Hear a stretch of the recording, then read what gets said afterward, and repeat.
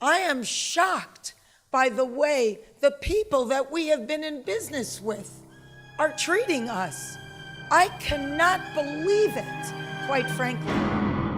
Danny Trejo, in addition to being an actor, has a line of taco stores and restaurants here in Los Angeles. And music. And what do we want? Contract. Shame on them. They stand on the wrong side of history at this very moment.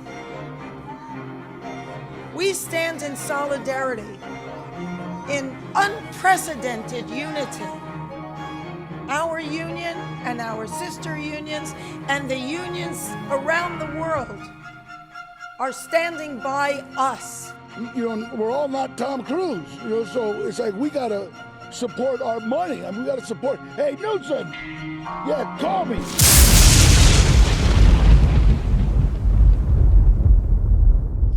Welcome, everybody, to another episode of Rain on Your Parade with JL Cauvin. I am JL Cauvin. Thank you for listening. Thank you for your kind comments. I'm assuming there were kind comments. There might have been a lot of hate mail after the first episode, but we're excited to be here. Hello, Mike. Hello, JL. How you doing? Killing it, Mike. Killing it. You had I one did it job. better the first time. You had one. Yeah, you're revealing that this is a second take. How dare you? You're good? I'm good. I'm here. I'm focused, and I'm ready to rock. So that wasn't a stroke you were just having? No, just long day. Okay, long day. Everybody, it's 3 p.m. It's not exactly a long day. Unless you're a baker, it's not a long day. Yeah. No, happy to be here in Slickback Studios. And I think that may just be my thing, where I pretend like that was auto-filled in every week. I think everybody loves it when you do Yeah, that. no, I got it. The most feedback I got was I hated the 49 and a half minutes of the show, except for that one time where you pretended to be a robot that said Slickback Studios. That was like real potential. Like Rick Rubin, if he were producing this podcast, he'd go get rid of everything else. Yeah. But that Slickback Studios thing, that's the key. We're going to build the song around. Exactly. It's like a sample. Did you see Rick Rubin on 60 Minutes? I did not. No. It was very interesting, and my favorite part that I'm ripping off right now is Mary Jane's Last Dance by Tom Petty. Mm-hmm.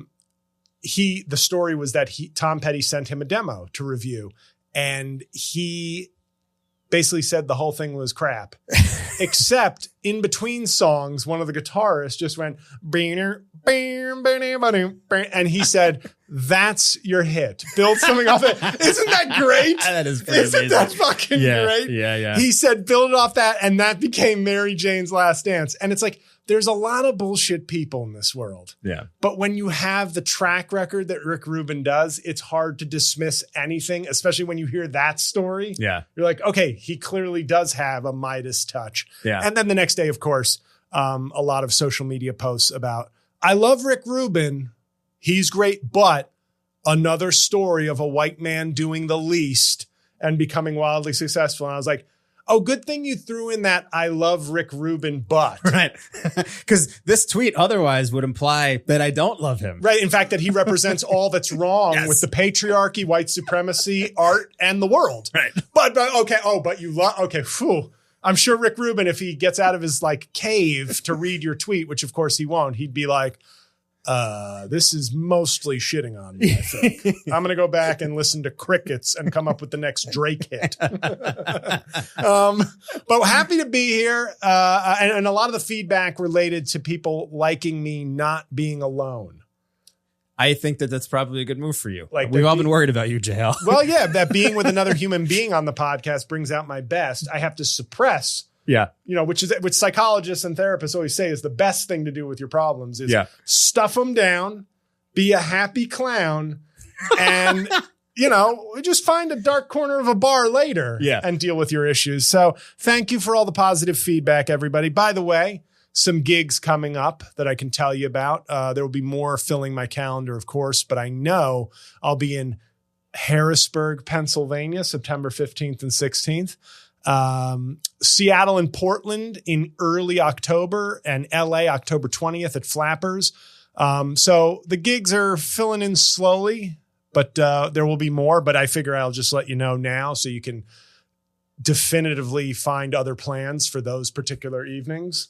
Oh, JL, I was going to go, but 3 hours ago, I got tickets to a new movie. I forgot. It's my daughter's wedding. Whoops. Oh, JL, it's a Thursday. I can't get off work. Okay, you didn't have to let me know that. Right. You could have kept that to yourself. But now I hate you. Yeah. So don't come to the next show either. Yeah, you won't be invited. And my special is out. My first special, Tall Boy. It's on my YouTube. It's totally free. So go watch that. And I do know we're closer and closer to Half Blackface being released. We just have no idea where yet. But that is Tall Boy is my casino. If we're going to liken my career to mob movies, Tall Boy is my casino. A very respectable. A lot of people like it. A lot of great things about it. But my Godfather is Half Blackface. Wow. I'm skipping Goodfellas, going right to The Godfather. And we've established this already. Godfather 2 is not the best movie ever. It's The Godfather 1. We'll argue about that until the end of time. Well, you know what? We won't, because it's just a fact. And you spit on the grave of not only Marlon Brando, but the Native American people and civil rights causes he fought for. That's what you do when you disregard The Godfather 1. I didn't know I was doing that. When you treat it like the Scottie Pippen to Godfather 2's Michael Jordan, which is wrong. Still a Hall of Famer. And whatever you say, Godfather 3 is the Larsa Pippen of the Godfather movies. Yeah, I think that's correct. And I don't care how empowered she is. I think fucking the son of your ex-husband's coworker is gross. Yeah.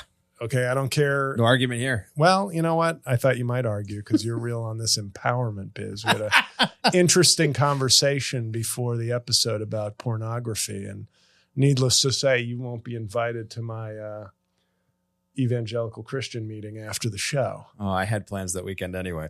Well, okay. Well, we're going to get to the topic very shortly, but I have to assure the audience who may find me too wordy or I'm not attractive enough for the reels. Sure. That we're going to get to it eventually. We're going to get high-powered finance bros wearing tight suits. You know, they're going to tell you how to live your life. They're going to tell you how to disrespect women and make money that'll make you an alpha bro. We're going to have those guys on eventually. We're going to have porn stars on, obviously. Malcolm Gladwell said it the best. To be a successful podcast, you've got to be the 10,000th podcast to do something. Mm-hmm. If you're not, you're wasting your time. So we're going to have porn stars talking about their favorite position, whether they date fans, you know, if all their body parts are natural, who's good in bed, who's bad, who do you like working with? We're going to have all that stuff. But for now, it's going to be more of a humor and talkie. Less of a cleavy, more of a talkie. Less of a cleavy? Cleavage. Oh, I see. Okay. God, I thought I was speaking in like cool, hip, young people shorthand. No. That only works for Chris DiStefano. Yes. Okay. Right. I was trying to be him. He's very successful. Yeah. We used to do bar shows and open mics 10 years ago. And, you know, I called him the 99th degree because I thought he looked like the missing member of 98 Degrees. Mm-hmm. And he just skyrocketed. Yeah. He absolutely skyrocketed. Good for him. Good for all the people who skyrocket. I'm more like a Greyhound bus of comedy, just chugging along, miserable, sad, impoverished, but getting people where they need to go. Breaking down along the way. Yeah. but on the way to the middle of the country. Yeah. I'm literally and figuratively the Greyhound bus of comedy. But guys, I want to talk about SAG and WIGA. Is that how they refer to themselves? The Writers Guild of America? WIGA? WIGA. Matt Rife is just their mascot. It's Matt Rife, Jamie Kennedy. Do you think Jamie Kennedy sits around going, so let me get this straight. I was ahead of my time? He oddly he was. It was like him and Tom Green were both ahead of their time. Isn't that insane to think about? This could be a theme for an entire podcast. People who were ahead of their time who now can't stop stabbing themselves in the face seeing what we've become. Like, think about 3-point shooters from like the 80s and 90s where it's like, oh, all you can do is shoot 3-pointers. Well, you're going to sit on the bench, get the league minimum, but we'll bring you out for the All-Star weekend to lose to Larry Bird or some other reputable player who can also shoot threes. Right. Now these guys would be getting paid like mid-level exceptions, just averaging 15 points a game. You know, the Craig Hodges and Jason Caponos of the world must be like, are you kidding me? Oh my God. Right? It's a blast from the past. Right. These are guys who you'd look at the stats. It's like, oh, he's leading the league with, in 82 games, he was 39 of 79 from 3-point range. It's like, he's not even taking one a game. Yeah. He qualifies. Yeah. Now, if all you can do is shoot threes, they're like, will 200 million over 6 years suffice? Yeah. We know you can't. Come play for the Miami Heat. Duncan Robinson, Williams College basketball product. We share that in common. Yeah, basically. Yeah. So you wonder about people seeing like, oh my God, if only I had like come up with this idea later. Like I watched Jamie Kennedy, like, don't be hating, yo. Yeah. Worst, justifiably treated like a horrible movie. But if you, well, justifiably, yes, because it was a horrible movie. Right. But if he had just made that a TikTok character 10 years later, he'd be headlining arenas. Yes. Yeah. Yeah. And Tom Green, to be fair, I think was recognized for his quality back in the day. It was just not, he was ahead of his time, but at least people recognized what he was doing was a funny thing. Yes. But yeah, it would be much better to be that today. Yes.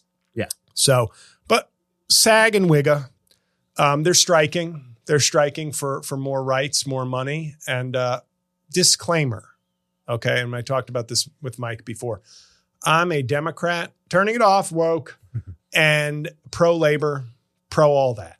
Absolutely. One of my big complaints about stand-up comedy for almost my entire career has been the fact that there's really horrible treatment of the talent. There's no sort of pipeline to develop as a comedian. Basically, all you're ever hoping for is, and it's even worse now, is that some comedian takes you under their wing and makes you their sidekick or their bottom bitch if they're a pimp as well. Or that you blow up on social media. Now, none of those things necessarily foster a developed act. Yes. Like, in other words, you can become a good comedian if you have enough talent and drive, but you could also, there's very little incentive to do that. And if you are just a journeyman comedian like myself, where I started doing open mics and then I got some guest spots and then I emceed and featured and then I featured for a long time. Then I got a few breaks, did a couple private gigs, this long path. It's the opportunities just aren't there because everything's being crowded out. Comedy's the worst. There's no art, I think, worse than comedy in terms of nurturing and developing sustainable lifestyles while working as a comedian. But you just grin and bear it, basically. Or in my case, complain relentlessly and get banned from different things. Right. And label yourself the Greyhound bus of the industry. Exactly. Any artists out there, feel free to put my face, not at Photoshop. I want real art here. Yes. My face on a Greyhound for free. bus. We want it like for free. Like a Thomas the Tank Engine kind of vibe. Yes. For free, absolutely. For free. But we will maybe give you attribution, possibly. Maybe. If you pay us, we will give you attribution. Yes. Okay, fair enough. But then we own the art. And you as well. And you, yes. And you, and any AI creations we make of you or your art. Right. We are the studios in this scenario. And we can have sex with all female relatives in your family. Yeah. That's just standard boilerplate today in Hollywood. So like if you think that's just boilerplate. Yeah. Welcome to the business. So anywho, but the SAG, what they're fighting for is, I think there's pay issues, but obviously the big threat they see is artificial intelligence, AI, for those in the business. I spelled it out, but I want to be a common working man comedian here. I don't want to get bogged down in all the lingo, and show off, but AI to those in the know. Yes. And I've been perplexed by this. And I know you too have been perplexed by this, Mike, because our society over the last 40 years, it really started with Reagan, has treated organized labor the way we should have treated the Klan. Yeah. Like they're a destructive force, hating on our freedoms, destroying our way of life, making everything expensive and awful for average working people. And it's lack of Reagan really began this relentless assault on organized labor. And it broke up. It was politically, it was smart because it broke up sort of the hold Democrats had on labor. You created divisions, both with labor practices, racially. You created divisions along racial lines because labor is obviously not a racial issue. And it's interesting that whenever people say things like Donald Trump, he got that working class, white working class vote. Yes. People seem to forget there are a lot of working class people in this country who are not white, but it's become almost a shorthand for, working class is almost a shorthand for white guys. And it's interesting to me that, and it's a good thing. Once again, disclaimer, what the actors and writers are doing, I think is a good thing. So we get that out of the way. But it's also perplexing to me because maybe it's the power of celebrity. Maybe it's their reach, their social media reach, but it speaks to how uninformed or uninterested we are as citizens, that this is like the hot button issue as far as labor goes. But Amazon, Starbucks, even though those articles will get like some coverage for sure when a store tries to organize, shouldn't the largest employers in this country, shouldn't that labor force be organized? It would make sense. Amazon workers, maybe them peeing in bottles because they have to get their deliveries is more important than I'm only getting paid for 10 episodes of writing a show. In 1990, I would have been paid for 22 plus residuals, plus I would have had multiple women on a casting couch wanting to service me. Yes. It's a bizarre thing because technology has come for so many industries. And it's one of the things that helped Donald Trump, honestly. It helped pave the way. It helped grease the wheel. Grease the wheels. Yeah. Lube the anus. Whatever the analogy we use all work. now. It helped lube America's anus for him to fuck it.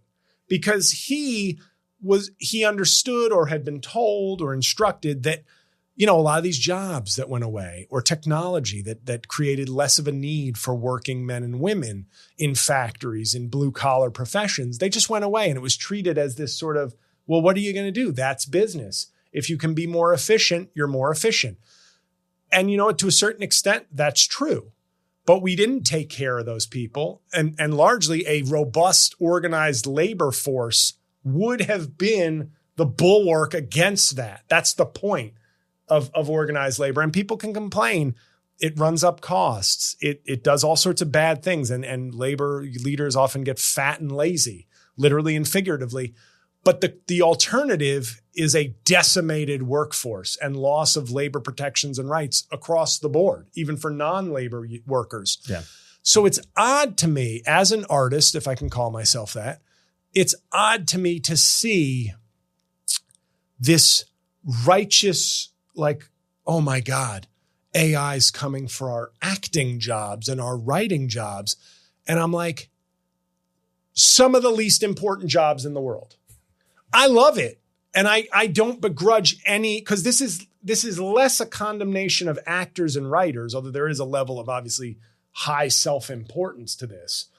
But it's also just a condemnation of our society.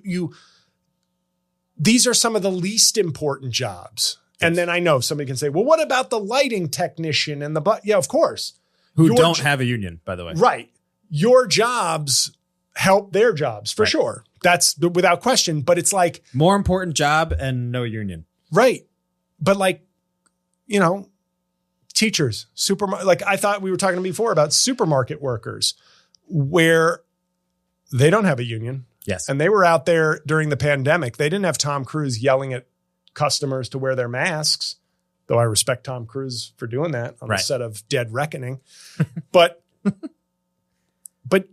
it speaks, it's so weird that our society is right now so focused on actors, which is like they should be last in line for this. Not that they shouldn't get it, not that them fighting for their rights and isn't important. They should. Everybody should have that right. That's what's the problem is that they seem to be one of the only unions with the power to really create some kind of conflict and change. Whereas the guy who works at Amazon or the supermarket or any sort of, Amazon factory, he or she or they may not have the means to just go, oh, well, I'll just get another job that treats me better. That's really what it comes down to. I think it's so weird because with SAG and the WGA, there's a really big piece of the pie that they're not getting, right? Which obviously hurts them. And like in any economic, it's kind of like baseball or basketball. It's so interesting to watch those two sides interact because it's like, it's easy to look at the baseball players union and say like, well, they're getting paid to play a game. Right. Like they should be happy with anything or whatever. But there's just so much money at stake that they should be getting the piece of that giant pie. Right. But the other weird thing is that if actors, like you said, or writers in the WGA, they're kind of working dream jobs. And if this doesn't work out for them, then they would just have to go get the regular job. Whereas like the Amazon guy, if he gets shut out of, or she or whoever gets shut out of driving a delivery truck, whoever, then they're fucked. There is no meaning all three or just the non-binary. Whoever happens to be. I just want to know what they were talking about. This is an inclusive podcast. Of course, yeah. Sorry if I'm shaking things up. It's Slickback Studios, but you know what? It's time for change. Yeah. But it's tough. I just think it's like, that's the funny thing about it to me. And I think it's so funny that they're the first union in on AI, where they're publicly saying like, we have to get this AI thing under control because they're 100% right. But it's just like, it's going to be hard to get, I think, people in middle America to be like, oh, these actors who like AI is coming from my job and I fucking work at the Ford plant. You got to get Kirk Cameron, Kevin Sorbo, and Scott Baio on board. Mel Gibson. They're trying to make our Christian movies with fake Christians. Yes. Yeah. We will not have Muslims in these movies. Interesting sidebar. The Trump judges appointed to the bench have been increasingly religious, except towards one religion, Islam, in which, this is real, where they've been less than average. Like there was a study done where like religious plaintiffs or defendants are winning at a higher rate with Trump federal judges and Supreme, except for Muslim plaintiffs and defendants who are losing more than they used to. It's hilarious. Like, it's almost like they're not pro-religion. They're pro-Christian. Yes, of course. I know, but it's like, I'm going to put the camera on me. Hold on. I'm shocked. Well, I like Dave Chappelle, my mentor on all things. I wanted to give Trump a chance. Yes. Right. Love how he skates on that one. I just love the fact that he did a monologue in front of America. I'm going to give him a chance. And people were like, okay, well, Dave's a genius. And then like 2 years later, what? No, I'm on trans people now. I don't remember that. That's the past. That's the past. I'm trying to talk about a woman in Wyoming getting a sex change, and I don't appreciate it. J.K. Rowling, everybody, J.K. Rowling. This is a bizarre sort of thing because some of the things they're complaining about, AI is the biggest because that's the most forward thinking. Like they know if they don't address it now, the next 10 years, it'll be too late. So they're right. But also things like you want smaller writers' rooms and we don't get the residuals anymore. We're only doing 10 episodes, not 22, and we're not making the same money. This is the part where I really go, and I'm sorry. Like, I don't mean this to be flippant to any one person or any person who landed one writing job and is like, if this were 1990, I'd have it made. Hey, as a feature act for many years in comedy, if this were 1988, I'd have it made. Right. I wouldn't have a day job because I'd get paid the exact same amount that they pay features in 2023. Yeah. But in 1988 costs, it's like, it's insane. Like, if you want to talk about an art treating its work rank and file like garbage, nobody can hold a candle to stand-up comedy. But the idea of like, I want the same treatment, but the shows aren't as long. Yeah. So you probably do. I would think you maybe do get more money per episode or something. I wouldn't know. I mean, as somebody who's never worked in a But writer's you don't room, get the residuals. You don't get the everything else that came with a 22 episode season on ABC, then going to like local syndication. Yeah. But at what point do you go, what do you want them to do about that? The market has changed. Yeah, I mean, I think that I do think the studio system is at fault for fucking it up. I think that streaming, even though it was a consumer, well, they might say, actually, we didn't fuck it up. Why would they say that? As far as we're concerned. Well, no, but I don't think it's a good model for them either. You know, I don't think that. I think Netflix is not in like financial trouble, but Netflix was in this place where they were in a period of growth, so they kept giving big checks to Chappelle and Sandler and people like that. And I kind of think those days are over for them. And if you're mentioning comedy goats, Hannah Gadsby. And Hannah Gadsby, right. got to get the 3 special deal. But you know what I mean? I think that it's like, I think that Netflix kind of changed the business for the worse. Yes. And I think that there's just kind of no going back. Like, we're not really going to go back to cable. I can't imagine that happens. So it's like, what really is the answer? They're going to have to share more money from the top. I mean, it's never a good look that you have executives that are making, you know, $100 million bonuses. But you can also argue that about the Actors Guild. It's like, you know, it's the same thing as having somebody like Leo making $20 million a picture. Like, the people at the top are always going to make an exorbitant amount of money. The people that are closer to the middle and the bottom are going to be struggling like that. It sucks that it's like that, but yeah. You have to fix the business model, which I don't know how they're going to do that. The AI thing to me is attainable. They can just put the law in. It's like banning fireworks. Right. So like, these exist, but we're not allowed to use Sorry, them, Katy Perry. Yeah. The other thing I will say about but to me, it's like, yeah, the business model is not sustainable. It's like, it's one of those things where I'm always jealous of the people who, it's almost like crypto. Yeah. Where it's like, if you got in when they were handing out $20 million deals or $300 million deals, Ryan Murphy, $100 million Shonda Rhimes, that money can't be taken away from you. Yes. You have that money. I know when the bubble will burst. When my masterpiece, Half Blackface comes out, and it's like HBO is actually interested in streaming it. And then the next day it'll be like when the stock market crashed in 1929, it'll be like Cyber Black Tuesday. And I'll be like, oh, my special HBO no longer exists. It's going to be on the front page of Variety. JL Cauvin kills streaming. Yeah. So, but I do think there is an element to this where I go, but you're writing for a show. Like what? And this is a difficult thing because you want to be pro-labor and not sound like some guy who's just trying to like score points by being like, Hollywood is elite and doesn't care. Yeah. I get it. It's your job. You're entitled to all these arguments and deals, but there's something wrong with our country that we have allowed men and women who need better protections to live. Yeah. That we don't have a robust sort of pro-labor environment. And one of the things they will say on this is, you'll hear, it's like, we're leading the way, we're highlighting this. And I'd love to think that's true. And I'm not claiming anybody involved doesn't care about labor. But no, like that's a pipe dream. When this is over, we will go back to being a country that continues to hammer organized labor, that continues to destroy the rights of working people. And that's it. Like it's a pipe dream if you think this is actually going to illuminate something for people. And it's unfortunate. It's not like, I think it'd be great if it was. Right. Because it'd be easier to get behind if you were like, this is spearheading.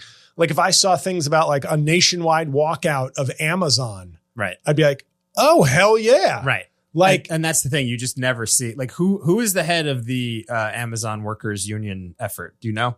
Well, there's the one union in Staten Island. Like right. they organize that. And I think that leader is like on the outs with the union. Okay. And who's the leader of the WGA?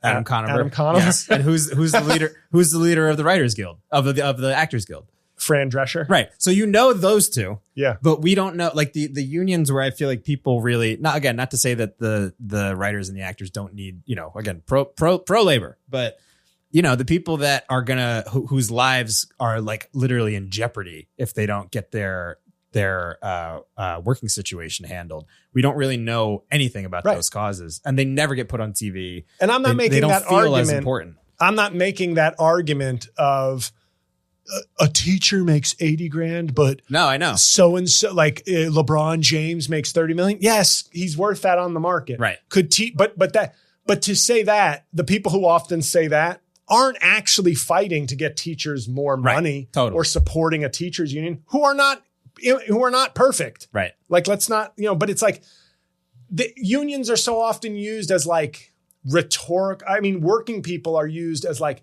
rhetorical weapons just to shit on. It's the Blue Lives Matter of like economic arguments. It's like, you never said Blue Lives Matter ever until Black Lives Matter became a necessary thing. Then all of a sudden, Blue Lives Matter. Right. You didn't give a shit, or you might have given a shit, but you didn't. It wasn't a movement. It wasn't a thing. You simply used it to hit, to have like a weapon to hit. It's a counterattack. It wasn't an actual stance of support and that's what people will often do with working people. But I think in this case, there needs to be more of a reckoning with how we have treated unions and working people in general. Yeah. And I think to some extent, unions need to have a little bit of a come to Jesus moment, especially like construction unions and stuff. The Second Avenue subway, it's like, it was going to cost $2 billion and be done in 3 years. Instead, it took 9 decades and $1 trillion. I'm exaggerating. There's something. It was like an urban legend for my entire life. Right. There's something for 3 stops. Yes. I thought the shit would be going to like the Bronx all the time. Now that's an area where it's like, hey, unions, this is coming from, and maybe it has to come from within the party, but then you get the Democratic Party, then you get accused by certain wings of being like anti-labor, corporate Democrats. Right. Well, now you're not being realistic. There needs to be an idea that organized labor and working people are a real priority, but it's not a blank check. Yeah. We want to make your lives better, but you need we also maybe we need like 20% of the Amazon Bezos efficiency put into things, but not the pee in a water bottle or you get fired if you don't deliver all the packages level of corporate mercenary culture. Yes. And I support the actors and the writers. I have no idea. I don't think I'm in SAG, but I did get a residual from them for my appearance on Billions. I think we've both done SAG work, but we're not in SAG. Once again, so it's this is about me already. Oh, I guess we all just do SAG stuff now. It's no big deal. We all, meaning you and I. Yes. No. We all, the whole world. I was sitting in an elite perch in this studio, and now I'm one of you. That's what happens when you work with the Gucci of podcast producers. Gucci Mike instead of Gucci Mane. That's right. Yeah. Okay. I'll adopt that nickname. Well, the thing I want to talk about, I think I've made my compelling labor case. Yeah. Because it's weird and I have no solution, but I think as a country, we need to support, if your local Starbucks wants to unionize, it should be just as important, if not more so, than the Hollywood people doing it. And I feel like I have to keep repeating this. Yes. I am in support of what they're doing. But the idea that technology can come for every working person in this country. Starbucks baristas, by the way, must fucking hate the mobile order system. Oh, that looks like a nightmare, doesn't it? Can we quadruple your work with less smiles, tips, and human interaction for the same pay? I mean, it's so like bad. You're like now you've gone from barista to barista/factory worker. Yes. Yep. It's intense sometimes. Yep. And I look at that and I go, their job got shittier. Yeah. Starbucks profits definitely went up. And Starbucks as an employer, pretty good. Yeah. Like relatively speaking, still bizarre that they're still very anti-union. Mm-hmm. That makes me suspicious, but they've had a pretty good corporate culture as things go. But so what if your show only has 10 episodes? Guess what? And I'm going to do my Sebastian Maniscalco voice. So you only get paid for 10 episodes.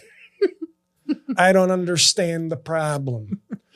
You do 10 episodes of a show and you want 22 episodes of pay? No. Well, aren't you embarrassed? If I do one show on stage, I don't get paid for 30 shows. Where's the math? Well, I don't understand the math. This left-wing I haven't seen math. this before, but it's a good Maniscalco. Well, thank you. but I think it applies. Yeah, it applies here yeah. where it's like, I get it. And that's where you negotiate. I think that's the key, is that they're willing to make some concessions on pay and things like that. So that kind of bridges that gap. Yeah. But the AI thing is very important. But this idea of like, we used to get paid all this extra money. Well, now you don't. Right. And I it's hard not to feel flippant about that. It's like, you know what? I've done a lot of feature work. In 1988, you'd get a hotel. Yes. And $700 and some cocaine probably. You know what you get 25 years later? No hotel, $600. That's not adjusted for dollars. Like well, dude, and also just comedy in New York City in general. You used to hear stories about people that were kind of like in their prime. I would guess right around the time you probably started. Yep. That were making 1984. a living. No. 2004. like early 2000s. Like those guys, they would talk about kind of like working the cellar, getting enough money to live in New York City as a comedian and really not have another job. They were full-time comedians and they'd like write in the daytime and do all this stuff. And that life doesn't exist anymore either. You know? So things do change. And I do think, I guess that is really the point of the strike, is that they're trying to figure out a middle ground to where like the studios that have fucked up the business model, a way that it's like a two-way street where it works for both people. But in the onset, it's hard to not look at that and feel everything that you're saying, where you're just kind of like, guys, like these aren't real jobs. Like they're not like real jobs compared to. Right. You are doing work. You work hard. Yes. You have a dream job. But you have a dream job, right. And that doesn't entitle you to anything less. And I hate always repeating this because you're always afraid of that clip or out of context thing where it's like people go, he says, who gives a shit? Right. And I'm like, no, I get it. And I give a shit. But it's like, I think the real problem here is America needs to do better, which it won't. Yes. But it needs to. And I think when you complain about certain things, and I don't want to be that guy who's like, well, comedy sucks too, so fuck you. No, just because I'm miserable doesn't mean everybody else should be. I'd like it to be that way, but so be it. But you can't, it's not a winning argument as far as I'm concerned to be like, we used to make more money when we made more shows. Now we make less shows, we make less money. That's not fair. You make 10 episodes of a show? And you want 22 episodes of money? Aren't you embarrassed? Anyway. But yeah, that's sort of the serious, mildly serious take. But we're going to take a quick break. But when we come back, I want to talk about AI and stand-up comedy. Ooh. It's a good tease.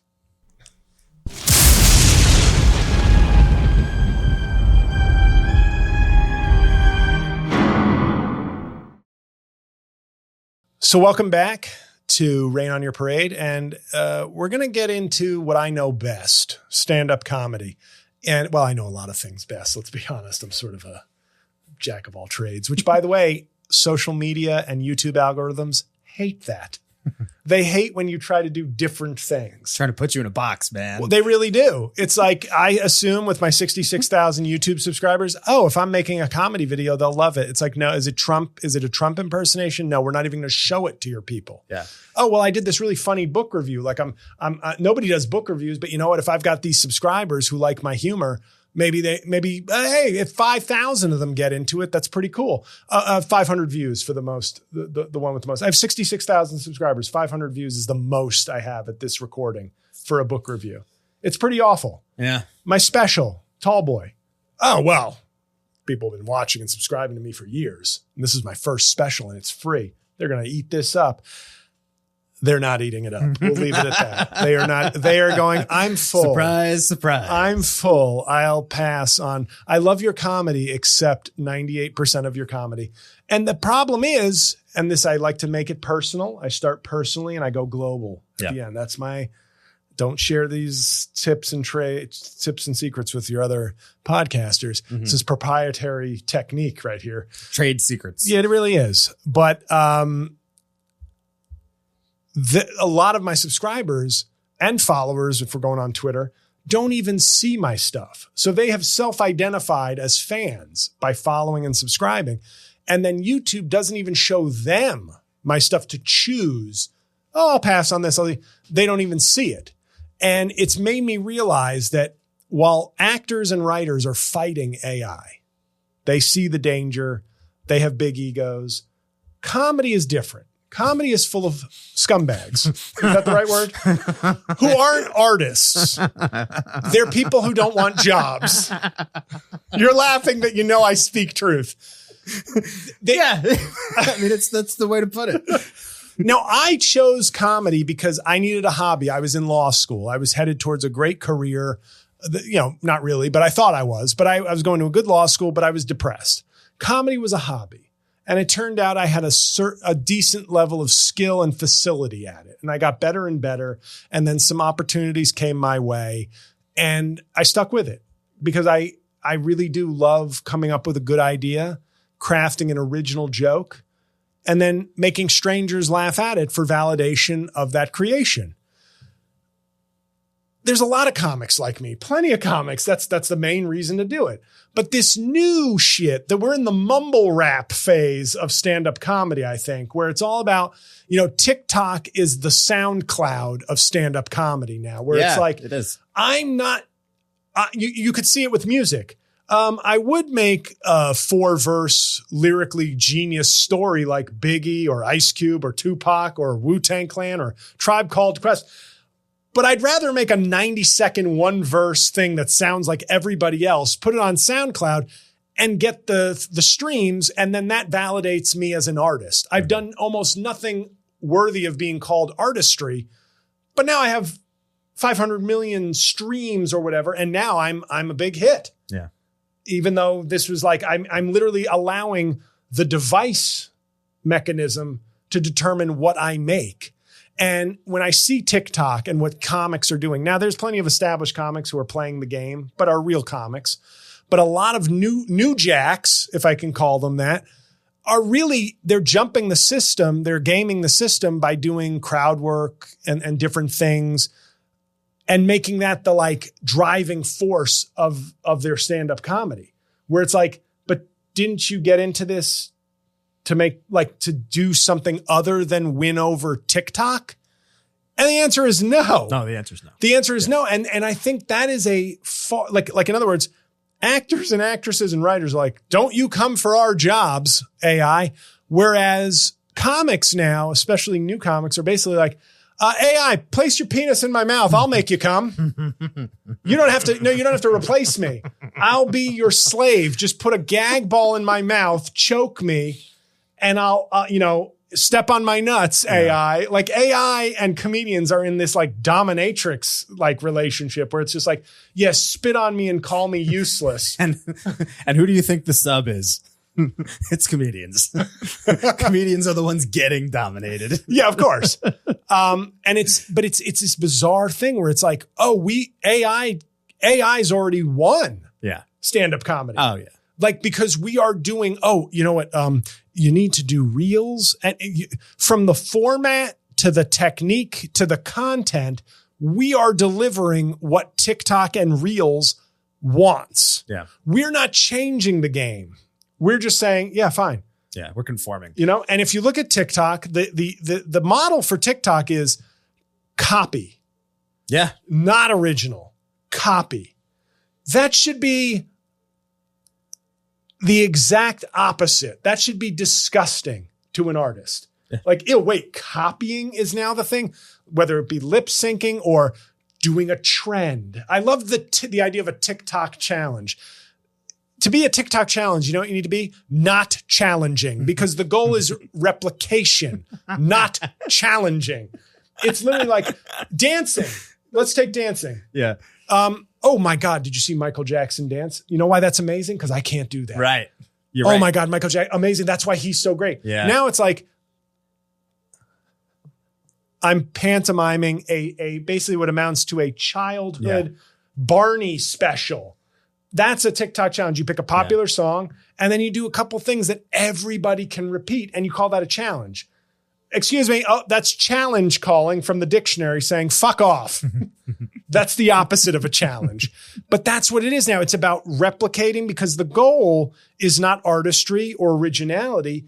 It's getting big. Yeah. And comedy is like, it's the Kardashian model. It all comes, I talk about this on Tall Boy, my special, check it out. But the Kardashian model sort of created this world. Like they are, in my mind, crypto celebrities. They had nothing, but through shamelessness and drive, they created a brand. And it's very much like if one day you decide that talent is once again necessary to being famous in the entertainment world, they vanish. Yeah. They vanish. They are without talent. But they're like sort of one of the early models of like, no, if you just are ambitious enough to be famous and want to do something and become rich, you can just kind of create out of whole cloth a celebrity now. And that's what people seem to be doing on TikTok, where it's like the goal is, I can't fathom like, oh, if you copy this dance that somebody else did, well, you won't get 1 million followers like them, but you might get 40,000. Yeah. And that's the goal. Yeah. I've done nothing original. I've created nothing. Some of my friends probably find me embarrassing, as they should, but I've got more followers now. And that can, I don't know what that does, but it can be good. Mm-hmm. And it's validation. And when you see stand-up comics doing it, it's like, they had a decision to make collectively. Obviously, there is no collective group because you cannot organize labor whose default mindset is backstabbing scab. I'm right. Yes. Like labor works because people care about each other. Comedy, the default mindset of a comedian, the comedian, the highest level of labor in comedy is, I'll give you a ride home from the show. Yes. Yeah. You're fun to hang out with on the way to the show. I'll pay an extra $100 for doing the show. Yeah. The median level is, I'll take that guy's fucking gig. Fuck him. Yes. And then the bottom, the comedy scab, the scab version of a comedy laborer is, well, before she passed out, she wanted it. Yeah. That's stand-up comedy scabs are sexual assaulting predators. Yes. Not picket crossers. Yeah. The picket crossing line is the good guy in comedy. And the great guy is, you had a good set. Here's an extra 100. Yeah. So I'll ask the club to pay for your hotel. That's like, oh my God, fucking Jimmy Hoffa meets A. Philip Randolph. You don't know who I'm talking about, but so when I see people, and we can get into Matt Rife at a later time, but you top of the pyramid. I didn't know it was his Coke. His name wasn't on it. It's a horrible industry. And I only bring up Matt Rife because he has proven he's the counter to what I'm saying, which is, but if you do this, there's a chance you can become your career can wildly outpace your talent, writing, and material. Yeah. And that's not meant as a knock on him, but he has made this kind of the default model now for comedy. The reason we're filming this podcast at all is because it's no longer good enough to just be good on the mic. You have to win over TikTok and Instagram algorithms. But as a comedian, I don't ever put out crowd work. I put out one crowd work because it was really funny, not because I was, when I see the forced Q&A, this bullshit. Yeah. What are you doing? What? Oh, was that talking to the mic? Oh, what are you're doing crowd work? I paid you. I come to a show. Oh, it's Bon Jovi wants me to sing along to Living on a Prayer, and my wife wants to sing. She can sing. It's okay. But you want me to fill you in with an entire act? Aren't you embarrassed? But that's it. That in a nutshell, jokes have been made by the kings of comedy, right? The original kings of comedy. I forget. I think it was Cedric the Entertainer or Steve Harvey who basically did I paid this much. You sing the song. Mm-hmm. Yeah, that's a joke. Obviously, people like singing along, but it's like the mindset is like, I paid, you perform. Right. Now it's like, well, you are secondary audience. You were an important part of the stand-up comedy experience, but now my pimp TikTok says he's going to slap me real good if I don't put up crowd work material. Bitch, I said ask them if they smoke weed. Did you ask them? Let me see the video. Daddy, I'm sorry. I wanted to work on jokes, Daddy. I wrote this really good bit. Bitch, I got a bit. It's called Bitch Doesn't Pay Attention to What TikTok Algorithm Wants. That's where we're at. Yeah. TikTok is a pimp. And we're all walking around going, I'm sorry, Daddy. I'm sorry, Daddy. And it's incredible to see. Because I've seen features doing Q&As. In all due respect, as somebody who respects the road comic more than just about fucking anybody on this planet. Yeah. Who the fuck are you to take time out of your middle set of 20 minutes? First of all, if you gave a shit, you'd realize how precious those minutes are to work on your material. But on top of that, they're here to see the other guy or girl. Yeah. Or non-binary. They're not here to do, but then this is the real kicker. I'm talking to a guy who works with a comedy club, and he said they got a complaint one night, not like a hardcore complaint, but just a comment. Oh, there wasn't a lot of, I wanted more crowd work. That's really funny. Yeah, you're training comedy audiences to think that they're part of the show. We fought so long, the shut up heckler, you're not, but then it starts with comedian destroys heckler. Right. Then more comics want that. Right. Now it's, well, TikTok said, no, we want and you can see a lot of crowd work comedians, you see just how fucking dumb they are as people. But it doesn't matter because people are dumb. Right. I've seen crowd work where they don't understand what, like somebody mentions a college they've never heard of or a job that they're not familiar with. They're like, is that even a real thing, bro? Yes, you dumb fuck. Now tell some jokes. I'm not the comedian. Yeah. Is that even a real, you went there? I don't even know. Is that like a fake school? No, Columbia.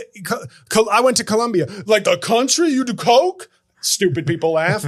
No, it's a prestigious university in New York where you're performing. Oh shit. Well, I guess I'm dumb. Ha ha ha. Million views on TikTok. We're killing it.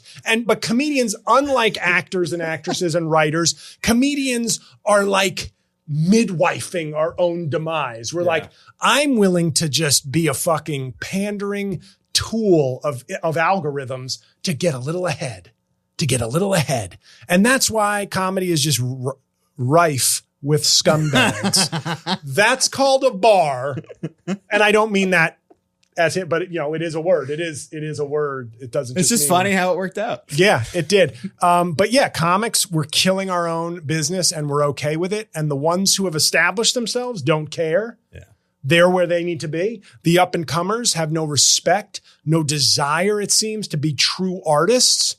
And the algorithms are validating those pursuits because I'm sure there are real artists out there, real comedians struggling, trying to work on the material. And we don't know who the fuck they are because that's no longer being elevated. But instead of fighting it the way the actors are, comedians are like, yes, algorithm daddy. Yeah. Like, I'll suck your dick. Just stop hitting me. Yeah. Yeah. So there it is. So we're going to take another quick break and then you'll get your comedy recommendation for the week when we return.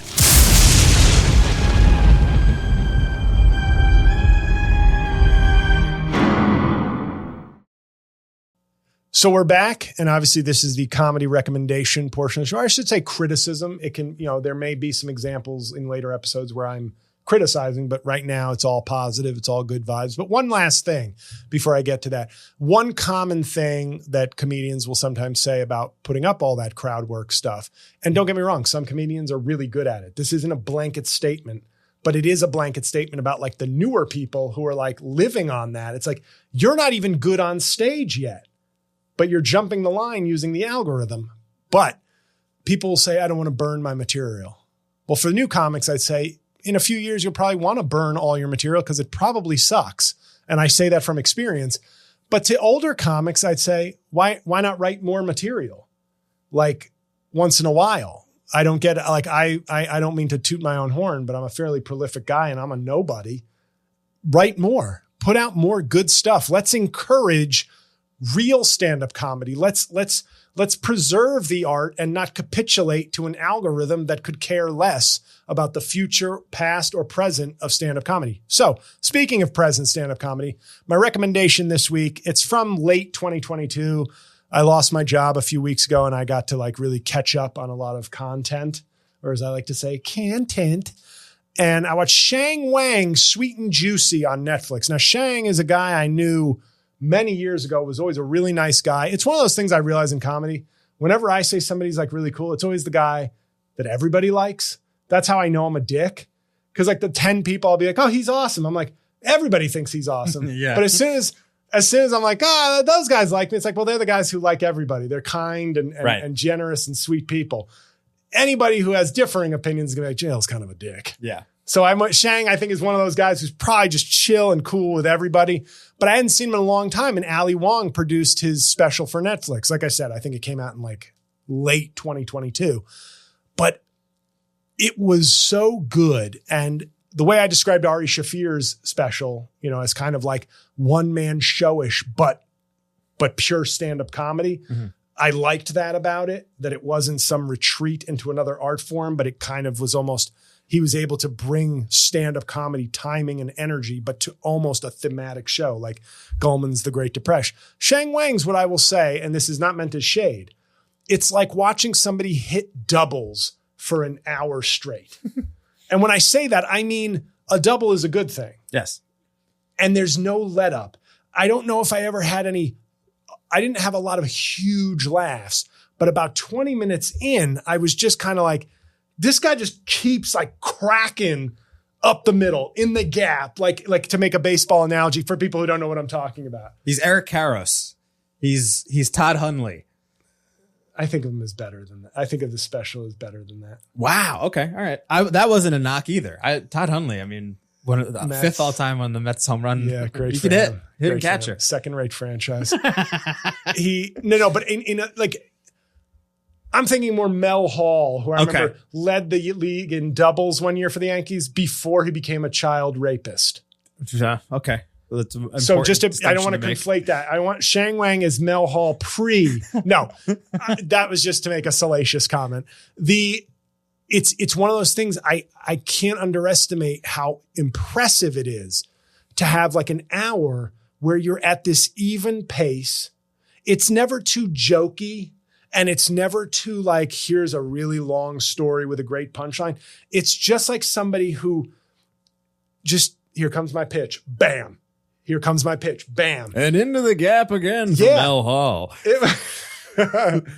And by gap, we mean underage pussy. Oh, God. Oh, and I have to say something. Not afraid of making pussy jokes. That's for people who enjoy my Ron Reagan Jr. impression, which was a staple of my earlier podcast. And I'd like to bring him back as a sometimes co-host. Ron Reagan Jr. The most condescending atheist on planet Earth. Makes Bill Maher look like a measured, Ron Reagan, he used to have these commercials where he'd end it by going, Ron Reagan Jr., not afraid of burning in hell. Yes.